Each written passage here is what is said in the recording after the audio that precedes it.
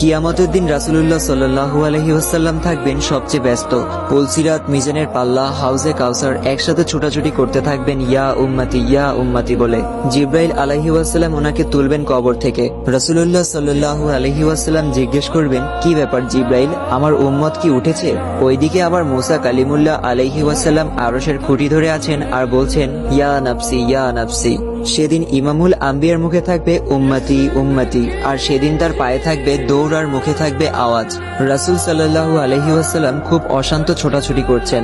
হঠাৎ ওনার মনে পড়ে, আমার উম্মত ক্লান্ত পিপাসার্ত নয় তো? ছুটে যান হাউজে কাউসারে। হ্যাঁ, এই তো পিপাসার্ত উম্মত। নিজের হাতে হাউজে কাউসার থেকে পানি পান করাবেন আর বলবেন পান করো, আর কখনো তৃষ্ণার্ত হবে না। হঠাৎ মনে হবে মিজানের সামনে দাঁড়ানো উম্মতের কথা।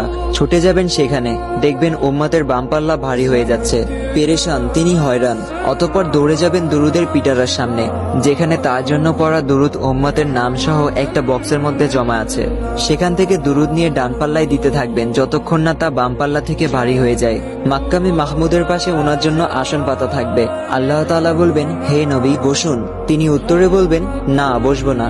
আল্লাহ বলবেন, জান্নাতে যান। নবী সাল্লাল্লাহু আলাইহি ওয়াসাল্লাম বলবেন, না যাব না। আল্লাহ বলবেন, জান্নাতের পোশাক পরুন। নবী সাল্লাল্লাহু আলাইহি ওয়াসাল্লাম বলবেন, না পরবো না। আল্লাহ বলবেন, বোরাকে উঠুন।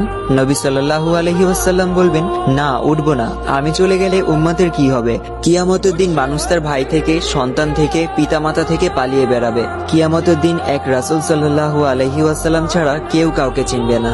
অতএব রাসূল সাল্লাল্লাহু আলাইহি ওয়াসাল্লামের সুন্নত ও আদর্শ অনুসারে জীবন তৈরি করা। আল্লাহ সবাইকে হেদায়েত দান করুক, আমিন।